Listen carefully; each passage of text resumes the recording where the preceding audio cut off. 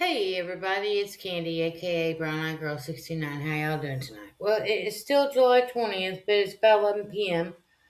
Let's see, what did I do today? I basically did nothing. I sat here, I did a lot of stuff on the computer, connected with a few different people, but pretty much just sat here, watched a few things, just to educate myself, whatever.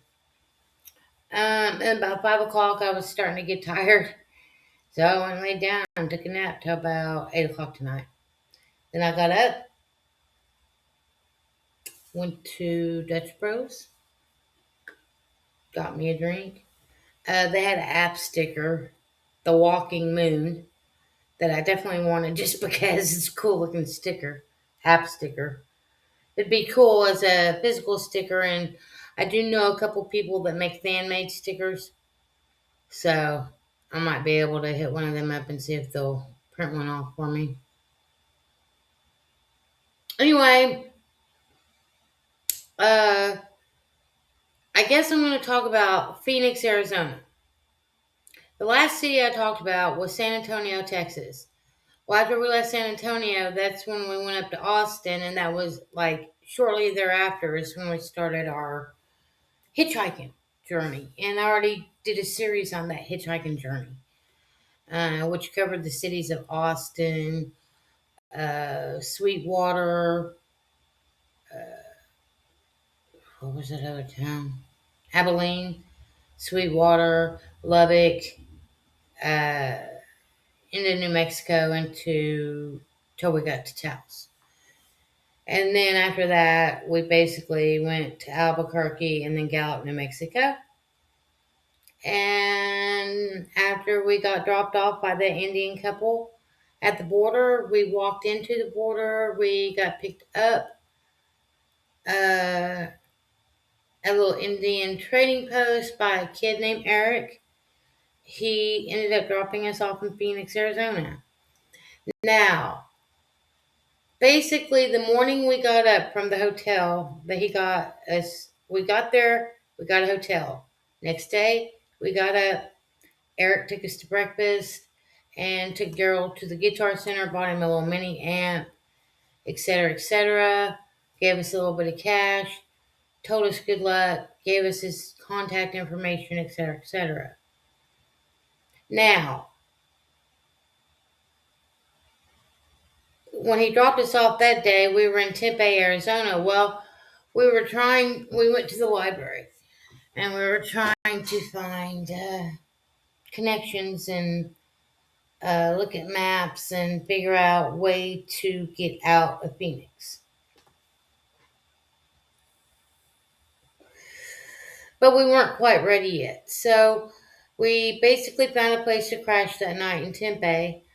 Um, got up the next day, walked a little bit. I think we actually caught a bus because we had money. So we caught us a bus and then used that transfer to get on to the light rail train thing that they had and made our way into Phoenix.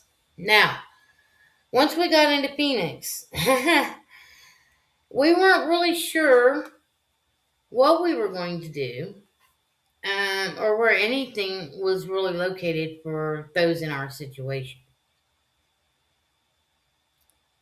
We found this like shopping center that had like, because it was September, I guess, when we arrived there. I think.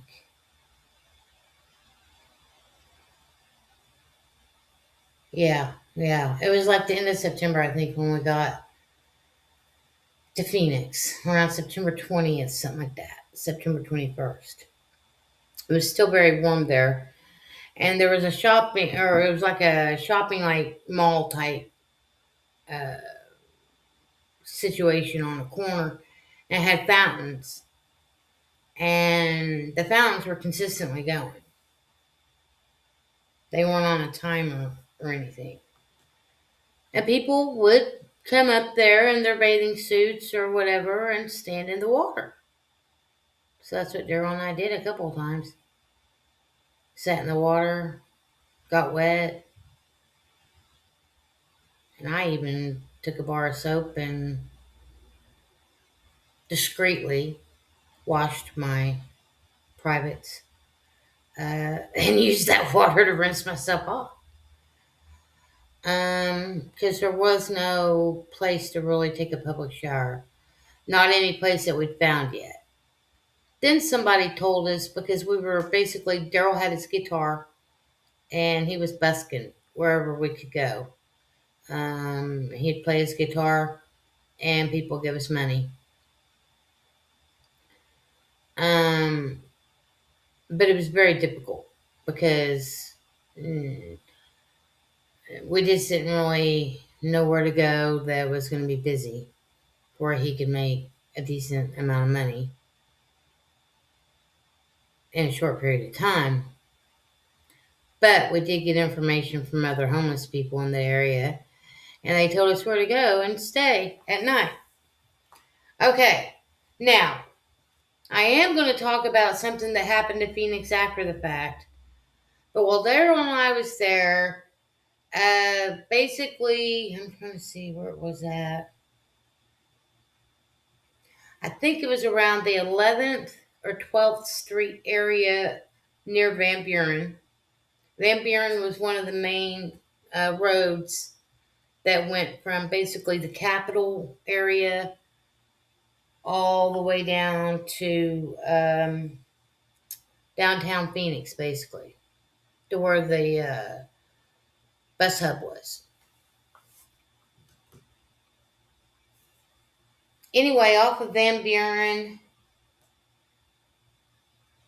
and I'd say it was around 11th and 12th Street, they had a little corner parking lot set up from across from the shelter that they had. They did have a shelter. They did have services that they offered where you could get food at certain times. You could get showers at certain times if you were there and in line and available during the times that they offered it.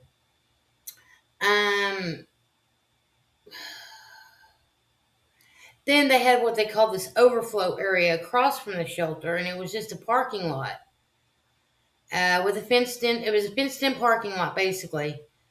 They had some porta potties, and then they had access to water, and then they had some policemen that were sitting outside the gates in case any Yahoo business took place while inside this little fenced in area.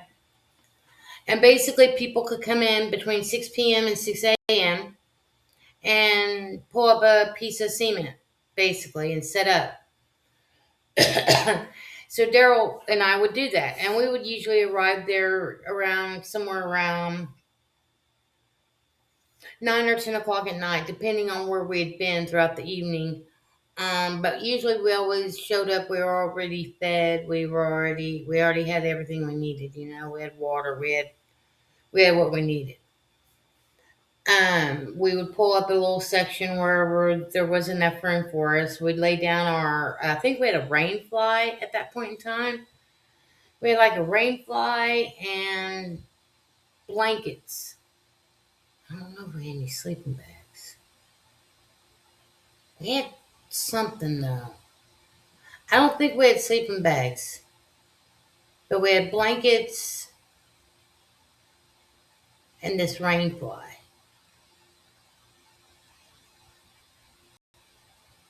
I think that's all we had. Along with our other personal stuff like our clothes and stuff like that. Anyway, that's where we would lay our stuff out. We had padlocks, and we would padlock all of our gear together. Daryl always had his guitar padlocked to himself, his own personal body. Then he would padlock his backpack to his guitar case, and then I would padlock my stuff to his stuff. So if anybody tried to walk up and grab our stuff, they were going to have a hard time walking away with dragging all that and then waking us up in the process. So, and having Daryl kick their ass. Because he would have.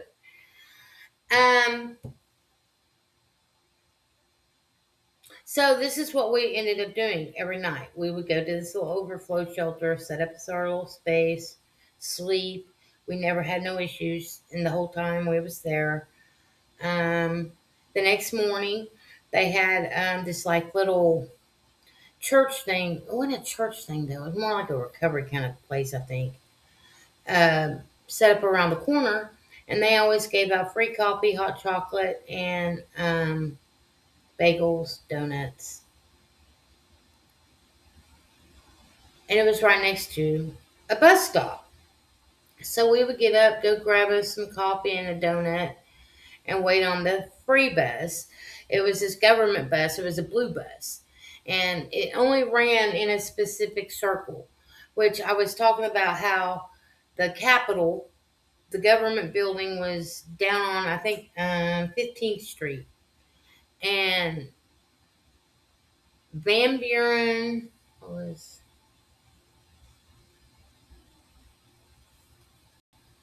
yeah, Van Buren and Grant. That's what it was. So we'd go down Van Buren, drop you off at the bus station, and then come back up Grant and go back down to the Capitol. And it just made a big circle, a big loop.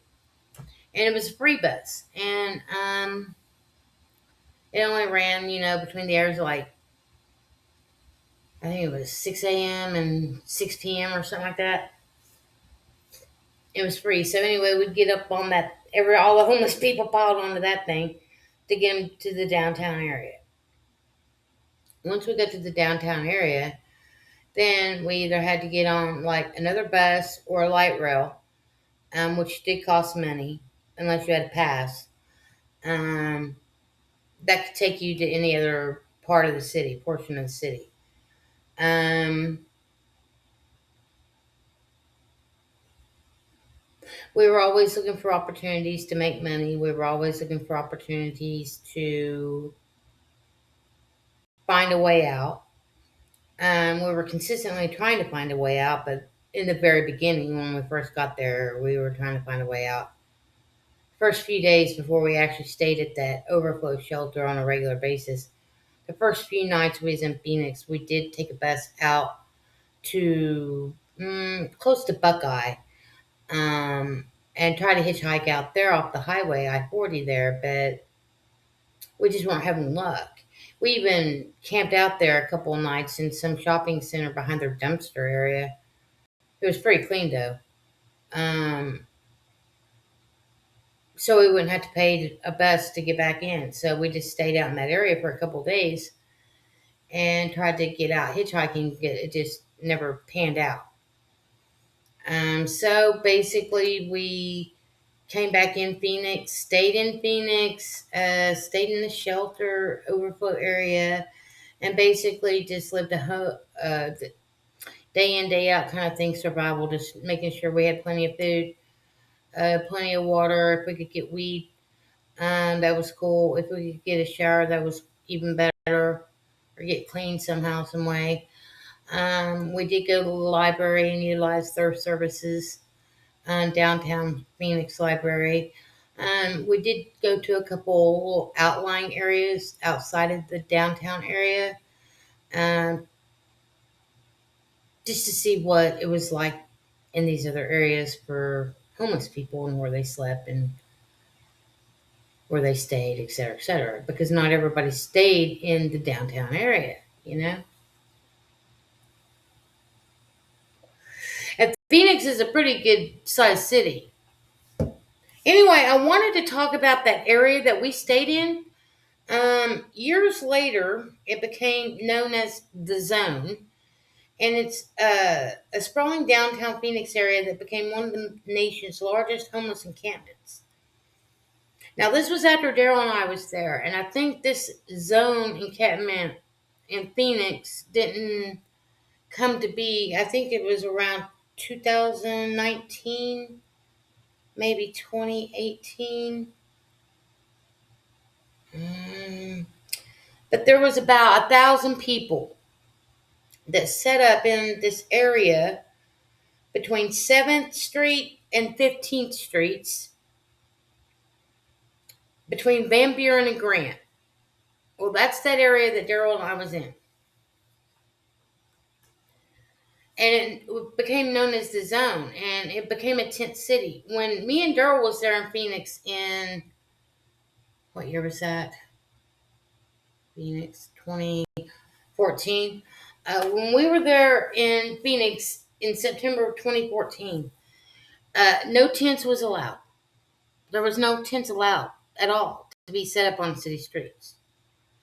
If you were homeless, you either stayed in an overflow shelter or you tried to find some out of the way space where you would not be robbed, mugged, beaten, murdered, or woken up by a policeman or a security guard.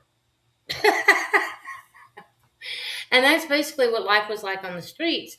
If you didn't have a space where there was a lot of other people around you that they might have been strangers, but you feel safer in a bigger group of people versus being by yourself in a dark alley somewhere, you know. Um, so Phoenix was really nice, but then it became this like total slum for several years. It was about 15 blocks near the Human Services campus. It's undergone court-ordered cleanups that continues to grapple with unsheltered populations, drug use, and public safety challenges. And that area down there is always going to have issues with homeless people because of the services that are offered in that area. And because what's around that area, there's not a lot of opportunity in those areas as far as like being able to get a job or anything because most in that area is mostly, like I said, all city and government type of businesses and offices and whatnot. But that's why it remains a private primary gathering place for individuals experiencing homelessness. It just even says that. The area is situated generally between 7th and 15th.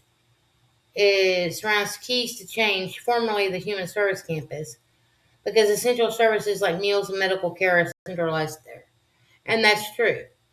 Um, Basically, that homeless, what was it? Human Services, uh, that's what they were referring to, that homeless shelter that I was talking about. They had like a campus there, and they had kind of like San Antonio, they had programs and stuff to try to get people in, up, and off and out of the street, you know. Um, but I think it was in 2023 when they shut down the zone, and I think the zone operated. When did the zone start? Um,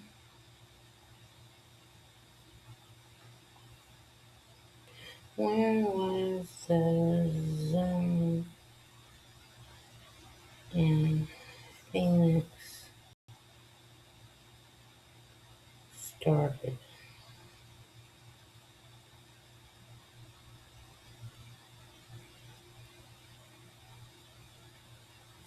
So it began rapidly expanding around April 2021. So um,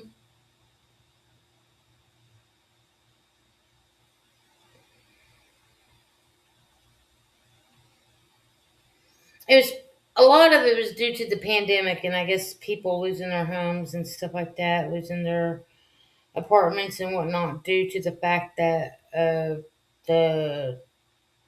COVID 2020 crap.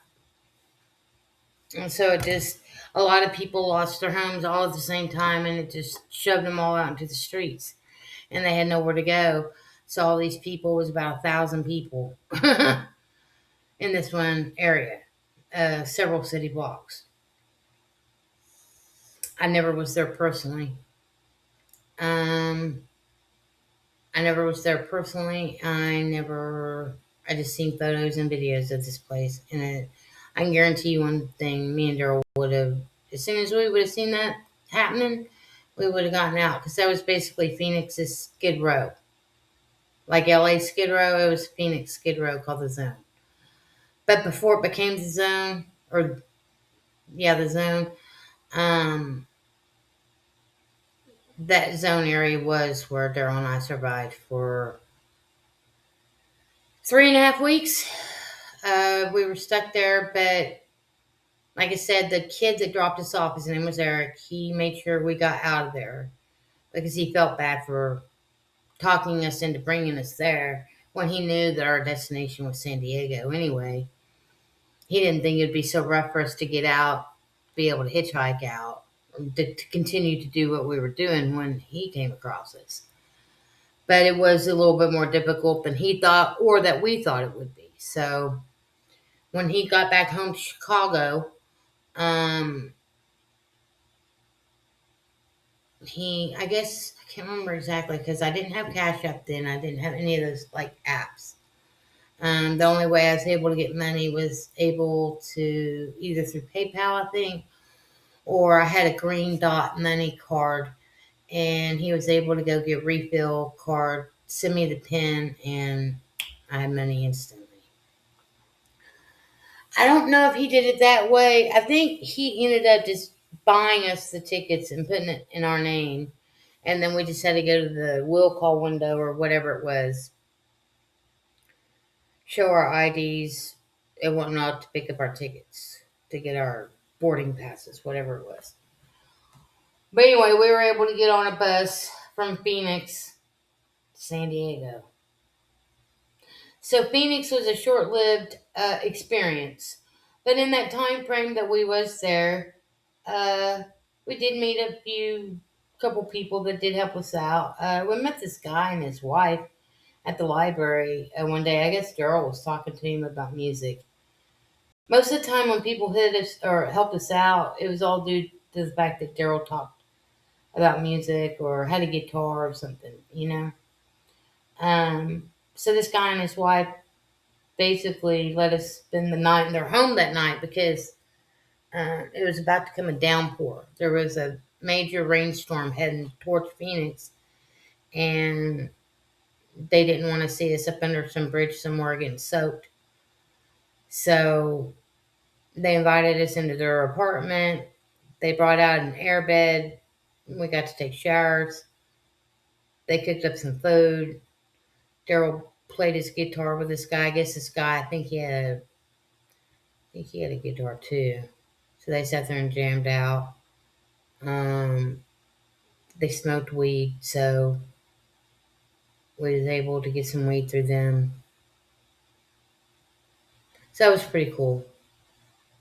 Oh God, what was? They gave us a couple of little trinkets, and in fact, I might have them somewhere amongst items that I saw packed up. Um, but basically, that was it. Just hanging out for about 3.5 weeks, and hopes that we would be able to eventually get out of Phoenix and get on to San Diego. And we were able to accomplish it.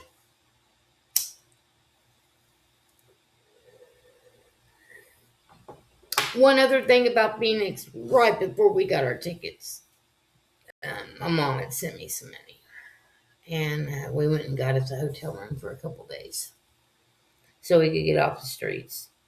Before this was like we set it up so we could have some rest before we had to catch that bus. So Eric got the tickets for us. My mom had sent us some money. We got us a hotel room, relaxed for a couple days before we caught our bus and said goodbye to Phoenix. Um, while we were in Phoenix, the hotel we happened to choose just happened to be down the street from a place that looked very familiar to me from a time in my past that I'd previously been in Phoenix with my first husband. I won't go into details about all that, but me and my first husband lived in Phoenix for about a month or so, back in 1988. And in that time frame, my profession was an entertainer. I was an entertainer of sorts, and I was able to get a job in Phoenix as an entertainer at this place called the Blue Parrot. It is no longer there, but the building's still there. And that's what I was getting at, was basically all those years later, Daryl and I was in that area and I didn't even realize it. And then one day I walked by. We were walking by. It was just down from the hotel we were at. And I was like, man, that building looks so familiar. And then it hit me. And I did some research on it. And sure enough, it's where the Blue Parrot used to be. That's where I've been before in a different time frame. So it just kind of amazes me how life brings you back around sometimes in different ways and in different areas through experiences that weren't even planned. Peace, love, hugs, nugs. Until the next time, I'm out, and my next city that I'm going to be talking about, might take me a couple videos on it, will be San Diego. Because I spent 8 months in San Diego, like I spent 8 months in San Antonio. So peace, love, hugs, nugs. Until the next time, I'm out.